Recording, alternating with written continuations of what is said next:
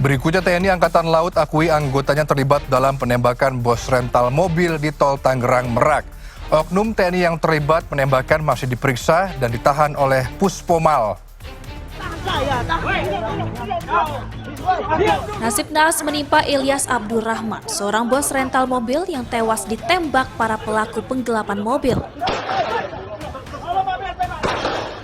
Terjadi di kawasan rest area KM 45 Tol Tangerang Merak. Ilyas Abdurrahman awalnya berniat mengambil kendaraan miliknya yang dibawa oleh komplotan pelaku. Korban meninggal dunia saat mendapat perawatan di rumah sakit akibat luka tembak di dada. Sementara rekannya juga terkena tembakan di tangan kiri dan kini dalam perawatan medis. Dari penangkapan 4 tersangka, ternyata 3 orang yang terlibat merupakan anggota TNI Angkatan Laut. Respon kasus ini, TNI Angkatan Laut bersama dengan Polda Banten bersinergi untuk tangani 3 anggota TNI Angkatan Laut yang terlibat kasus penembakan bos rental mobil. Ketiga anggota TNI AL kini sudah ditahan dan diperiksa oleh Puspomal. Insiden berpangkal dari permasalahan pokok yaitu pembulian mobil. Dalam insiden tersebut diakui bahwa salah satu anggota melakukan tindakan penembakan. Setelah diketahui kemudian mengakibatkan korban, 1 orang meninggal dunia dan 1 orang luka-luka. Saat ini ketiga anggota tersebut proses penyidikan di Puspomal. Sementara Kapolda Banten Irjen Suyudi Aryo Seto ungkapkan, Propam Polda Banten temukan adanya pelanggaran dalam penanganan kasus penembakan bos rental mobil dari jajaran Polsek Cinangka.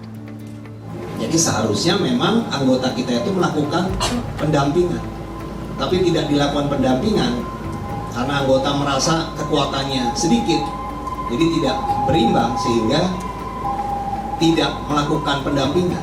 Padahal seharusnya anggota kita bisa melakukan permintaan tambahan dukungan ke Polres misalnya, ya, atau anggota reserse di Polsek itu sendiri, tapi itu tidak dilakukan. Ya.